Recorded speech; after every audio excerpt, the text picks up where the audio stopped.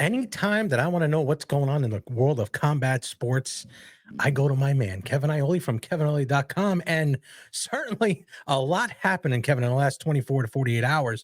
Um, Kevin Iole from KevinIole.com joins us. Kevin, what can you tell us what you know of so far as to this deal that's going down between Dana White and Turkey Al-Sheikh, TKO? What's the dealings there? Well, I don't know a lot more than what they said yesterday, which was basically nothing other than that they formed a league. Now, we know that the Saudis are going to provide the financial investment, right? They're going to be the ones basically paying the fighters and doing that. And TKO's part of this will be production, both in arena production and on broadcast production, and then kind of promoting the events and running the events. So I think that's how it's going to work. And what the goal ultimately is two tiers. Right now at the beginning they have no fighters signed. So they're going to have to work with other promoters. They're going to have to sign free agent fighters. But there's not enough free agent fighters at the upper level that they can just run it on their own without involving other promoters. So I think at the beginning, you're going to see that they will do shows, I think, and if you saw Dana White and Pat McAfee, as well as Turkey Al-Sheikh yesterday, they were talking. I mean, it looks like they're going to do the Canelo Crawford show. That's going to probably be the first show that they do, maybe as like a test run. But I think, you'll see them working with other promoters at the beginning. But as time goes along, they're going to try to winnow that down and make it just be fighters in their league, just kind of like the UFC is right now. Okay, so now I have a two-part question on that. Number one, that kind of reminds me of the old 1984, 85 WWE. Hence, TKO is with this is the parent company of the UFC. So now, does this not seem like it's picking off? Obviously, this is going to be like a 5-year deal before it starts really rolling because there's people that have a lot of deals. And Dana did say there's obligations that Turkey Al-Sheikh has. So as it moves forward, number one, does it not remind you of all of a sudden trying to form the WWF at the time, what it was, WWE? And two, is this good for the well-being of boxing? First take boxing, you know what I mean? Yeah, I mean, I think it's going to be good for boxing because whatever you think of Turkey and Dana, they're going to come into this with a plan, right? And I don't know that there's many promoters that have a business plan that kind of map out how they want to run things. So the fact that these guys already have a plan and sort of an idea in place of what they envision is more than what most boxing promoters are doing. So let's start right there. That is a good start. We know that the UFC is tremendous in production, right? They've won a bunch of Emmys and whatnot for their production work. So I think we can see the broadcast be produced better. One of the things I know, George, that you don't like about the Riyadh season broadcast, which are DAZN. Now, DAZN can't control how long the fight is, but Dana said yesterday, we're not going to have a 9 or 10 hour show where you can have a podcast in between each fight. The run of show will be, sharper and put together. So I think, in answer to your second part of your question, I think it can't help but be good for boxing, right? And competition is always good. And if you have people that are smart and willing to make an investment, boxing can use that. Now, remind me again. I forgot the first part of the question. Okay, so it makes it similar to what the WWE was back in '83. Now, this is why you said yes. Ultimately, it's good for boxing, but if you look at the WWE before they came WWF, okay, or the WWF before they came WWE, they were like picking off people, and people started going by the wayside, but then the fighters, the wrestlers only had one place to go. I'm not saying that that's bad, because now they're going to identify, if they do make their own belts, everybody in professional wrestling, I'll use that because this is the example I'm looking at. They use that as, you want to be the WWF WWE World Champion. That's the gold standard. There's nobody else. You can tell me AEW, the guy's a billionaire, but they're not making that kind of money. They're not. You want to be up there at the gold standard. So good in the sense that it makes the fighters more, and he's great with promoting. He'll make them very accessible, I believe. But it also puts them in a position where there's only one real game in town. And Yeah, I mean, here's what I think about that, George, right? Like, let's look at the UFC. Are there things that could be done better? Of course. But when you look at the UFC relative to boxing, right, is there anybody in MMA that doesn't want that UFC belt? Everybody that's in MMA, no matter what league, if you're in the PFL or if you're in LFA, any other league that you might be in, people aspire to win that UFC championship because they have preserved the integrity of the championship, right? You know, there have been times that a guy's gotten stripped or whatever, but I mean, they don't do like I've been talking about this ad nauseum in the last couple of weeks, but like let's think of three of the greatest champions that are out there right now: Canelo Alvarez, Alexander Usyk, and Terrence Crawford. You know, all three of those guys won the undisputed championship in the ring. And all three of them very quickly thereafter lost the IBF portion of the belt. Like, why is that, right? It's ridiculous. And Canelo lost it because they wanted him to fight somebody like William Skull. Now, ironically, he's fighting William Skull to get it back. So, you know, I think like that is going to be an issue. Now, there's a lot of stuff about, hey, are MMA fighters, you know, not paid fairly or whatever. I will just say this. Is John Jones complaining about what he's paid? Is Conor McGregor, you know, the people who sell are the ones who should be paid. Mhm. And in the UFC, that has always been the case of what's happened.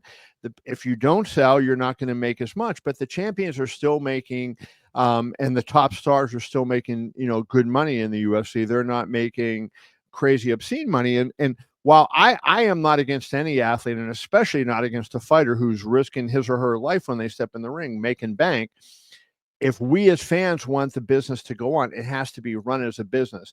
And you Correct. cannot pay so much that, you know, you run a bagel shop. And if you Right. go in there and you have somebody that's great at the counter and good with your customers, you know, you might pay that person a little more because they help your business Right. get better. But if you turn around and you pay them 10 times more, okay, all of a sudden, you know, they're not delivering value for the money. And Mhm. and I think that's how it will be looked at. That's how it's been looked at in the UFC. And can they pay more? Of course they can, but I think it's not just a black and white issue there. Right, but I've often agreed with that. The way his pay scale was, because people always say boxers. Listen, boxers 4 rounders, they're getting 400, $500. That is it. And And UFC, and 10 I'm grand. it could be higher now. The minimum was, I think, 14,000 a fight, right? So That's 14 to show, or 14 show and win. 14 to show.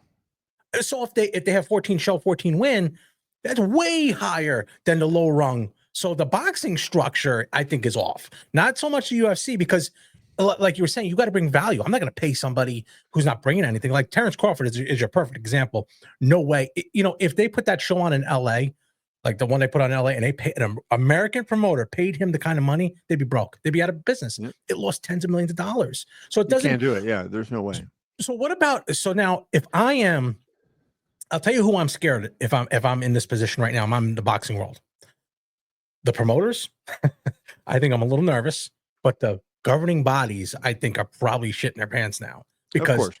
they don't need them. They do not need them, and it's a holdup for boxing. Those things. Have you spoken to anyone of the governing body organizations yet? Not since this announcement has come out. Now, but I will say this to you. Here is the thing. You know, they are a necessary evil right now because the fighters like the titles, right? The fighters want championships, and they know they make more money when they have championships. So while you and I don't like all the nonsense that goes on and the fact that there could be 68 world champions, they also, we have to recognize that the fighters care and it means a lot to them.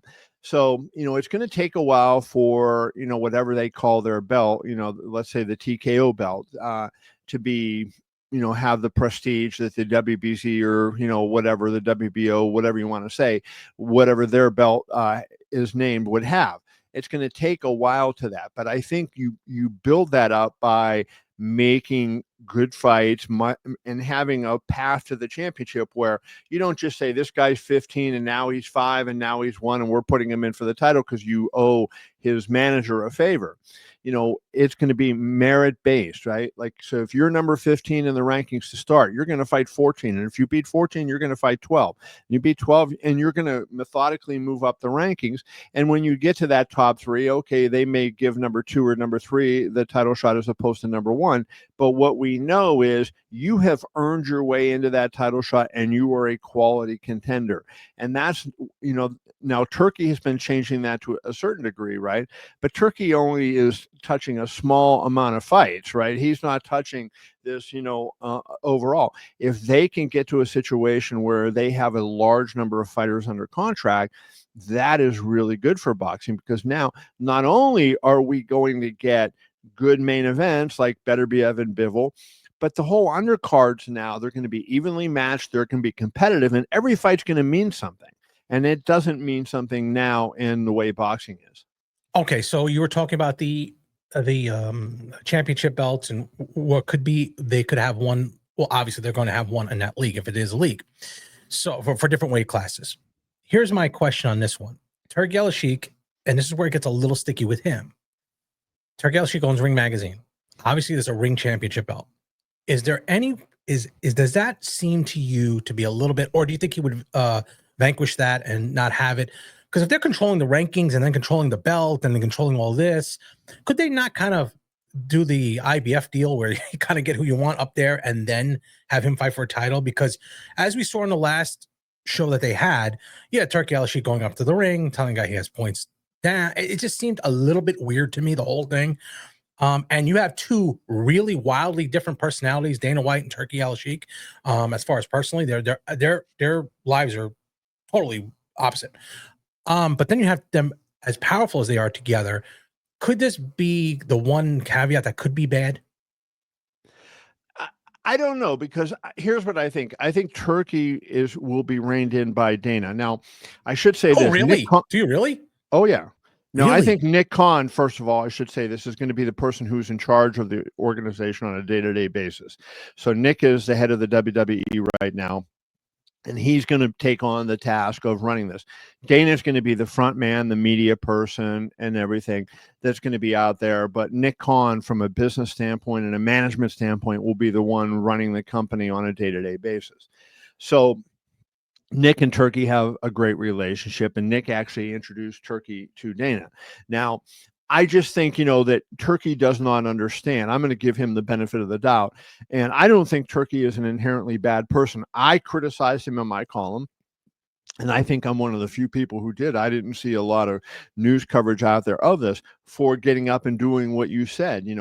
It's not an open scoring fight. He looks at the scorecards, then he goes to the corner and he's yelling to the fighter that he wanted to win his corner what the scores were, right?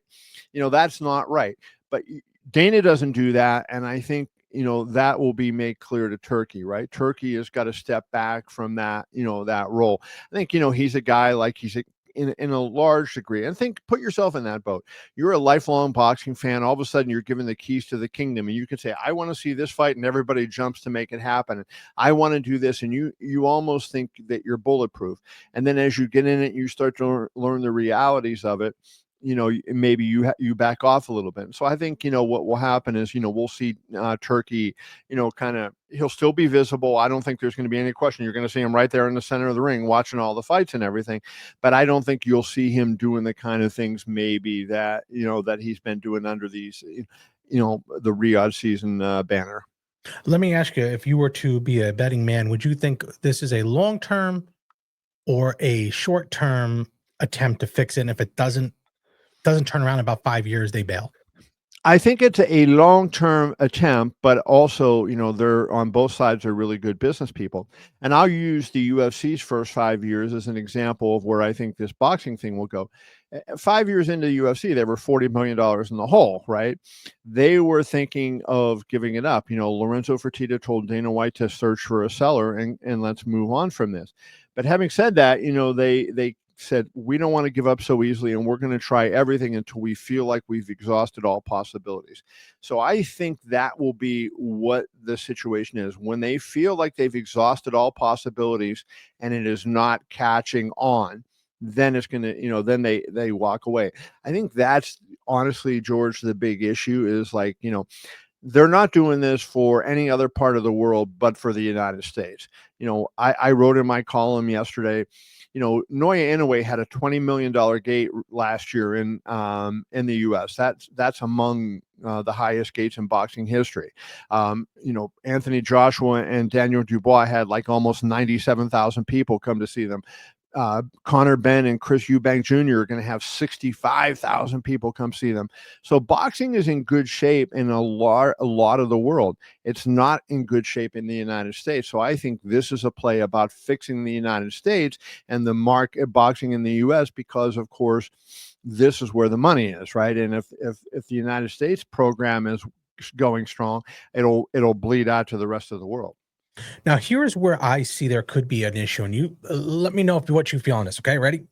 So Dana is by far the best production guy I've seen in combat sports, best promoter I've seen in combat sports.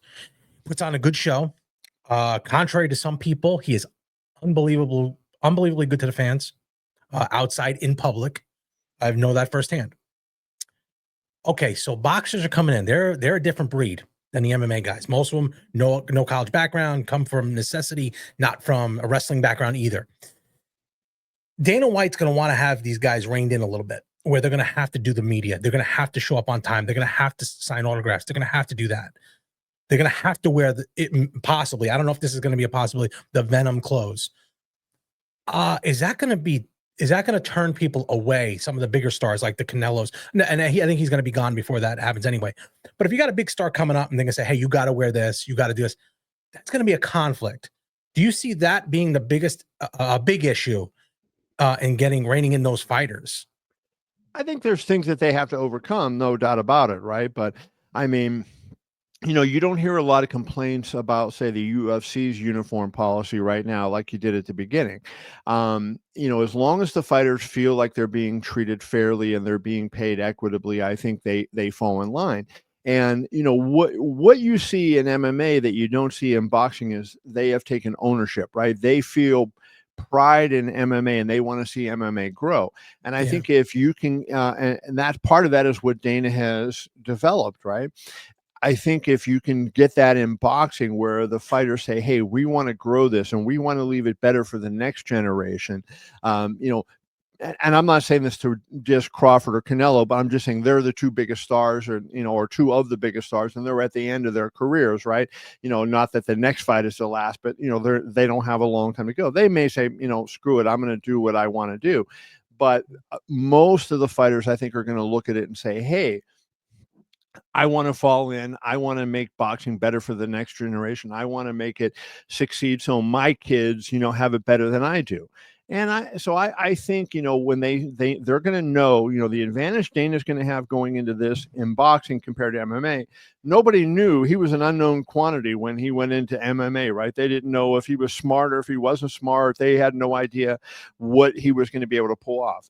Now he has a track record. People know, good and bad, everything there is to know about Dana White. At that point, his reputation, I think, will give him a couple of years leeway, right? You're always going to have people that argue and are not happy. But I think you're going to see, George, people give him the benefit of the doubt to say, okay, do this. Look at how the boxing promoters laid down, and I would say kiss butt on Turki Al-Sheikh, right? So you think they're not going to do that with Dana? And the second thing I would say is, like, if you are a boxing promoter and you've been, and there's three main ones, two based out of England and one based out of Los Angeles, California. We won't say their names, right? But I think you might know who I'm talking about, who have totally turned over their companies to this guy, right? Mm-hmm. And what did Turkey say yesterday? He He's going said to crush him. there's one guy in boxing there's one guy in the world in combat sports who can handle this and who is up to the job of turning it around, and that's Dana White. And he didn't say it was any of those other three guys, right? And so they have been providing him with most of his talent and and working with him closely and just sucking up to him unbelievably. And yet he didn't mention any of those three. He mentioned Dana White. Boy, so that really panned out well for those. Yes. I mean, he basically said he's going to crush them. He's like, we're going to crush it. And I think, when you get in there, when you get in there, I think it's going to be different, right? I mean, I think right at the beginning, those three promoters, or at least two of those three promoters, will have a chance to work, with the new entity. I don't think the third promoter, the American-based promoter, will have much of a shot at that. So I think, that promoter may be on the outside. Right. And let me ask you, from a personal opinion, what do you see from UFC that you'd like to see in boxing? That whether it be production-wise, that you're kind of excited to see that Dana will bring over to the world of boxing? Well, just what I said before, regardless of how the rankings, whether the media ranks the fighters, whether they use AI to rank the fighters or whatever, I want to see them regularly make even matches for all the fighters on the card. Then I want to see them promote all the fighters on the card.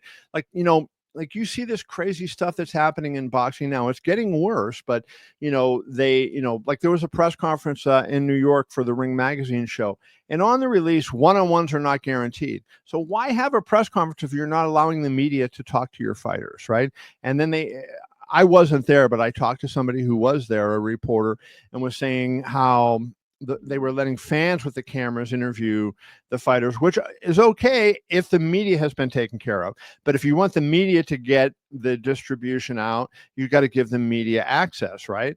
And then let them do it with the fans. And they didn't do that. And so, the UFC, like, look, if you call the UFC, if you're a media person, you're credentialed for one of their shows, they will put you in and you get access to their fighters. And they have, as you know, they have media days every week. They have usually they have every fighter on the card. Some days they don't have everybody, but they'll have a media day that includes virtually every fighter. They have press conferences that include all the main card fighters. So all that stuff leads to more promotion for the fighters down card, and it makes them, as they win their way up, they're bigger by the time they get to the top than if they get this surprising upset and now nobody knows who they are. Well, that's what I mean. It seems to me like the guys, if they can just promote it themselves, they can make themselves a bigger star and really push the business. And I mean, Dana's a businessman. He's going to want you guys out there. He's going to want you guys. And I take Terrence Crawford all the time as the perfect example. He wins the biggest fight or most anticipated fight for a long time, Spence versus Crawford. Goes on Joe Rogan. You never see him for a year and a half. It's bad. It's bad business to do. But one of the things, if you can, I know you have Dana White on shortly today. We're filming this on Thursday. So he'll be on, and Dana White, you'll be able to ask him those questions on your YouTube channel. Everything so far so good with that? Everything is going good. So we'll see. He's flying back from New York today, so I'll get that, get that done, and we'll see, when that happens.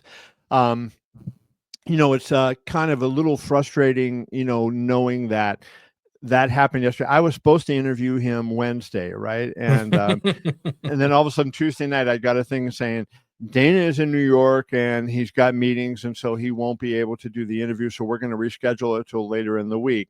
So what do I say? Yes, of course. And then it turns out that this announcement comes out. And the weird thing was, I'm sure they sent the emails, en masse, but like I woke up and I'm sitting downstairs and probably at 7 a.m. Pacific time, I think it was MMA Junkies Instagram, and they had the story. And I'm like, I haven't even gotten an email on this yet. And then I was going and I saw a lot of people had it. So I didn't even get the email till it was like 8 o'clock my time. And so, I had to, kind of catch up and work on what it meant. There wasn't a lot of news, so I didn't feel like so I took my time and wrote a column that I wanted to, make some points on. I didn't feel like I needed, if they had given all the news and said, this is the name of the league, this is when we're starting, this is who we've signed up, then I would have been on a deadline to get that out right away. But when Right. they didn't, all they basically said was, we are going to do this and we don't know when we're starting. I kind of felt like I had time to write a column and think about it, and how do I think this is going to go. And I hope people saw my column and feel like it was useful. I did a video as well about that yesterday, and so we'll talk to Dana going on, and hopefully I'll get Turkey to come on soon, and we can do it. Oh, that'll be good. And by the way, when you do talk to Dana and Turkey, tell him I'm retiring. I can pack my bags. I can move to Vegas. I could go there. I could do everything. Is the bagel shop closing? Do I have a scoop here? No. We can't do that. Not yet. But I have two really good girls that run the show. I have two great managers, and I got a nice crew there. I every now and then Diz comes down. Coach Diz will be here. He'll do the bagels for me. So, but I'm trying to back off a little bit of being here. So moving to Vegas sounds maybe half the year. Don't know about the summers over there, but half the year at least. So any shows? I would say the summer in Vegas is better than the winter in Pennsylvania. Oh, 100%. It was, what was it, 12 degrees for the longest time? But we are getting some 60 degrees days, 60 and then 30, 60 and then 45. That's when you know it's starting to clear away, and we're going to be getting some nice sunny days here. But Kevin, as always, thanks for popping in. Kevin Iole from KevinIole.com. Where can I see your next column coming up on KevinIole.com? I will have a piece today. I'm not sure if I'm going to do Fazeev or Ankalaev today, but I'll have a story on one of the two of those guys today, and I'll have the other one tomorrow, and who knows what other fun things I'll have on, as you see back there, KevinIole.com, and plenty of YouTube content still to come. Well, as always, Kevin, thanks for joining me on short notice too, by the way. Thank you. And anytime, brother. Join Kevin Iole at KevinIole.com and see his YouTube channel, Kevin Iole. Kevin, thanks, buddy. My man.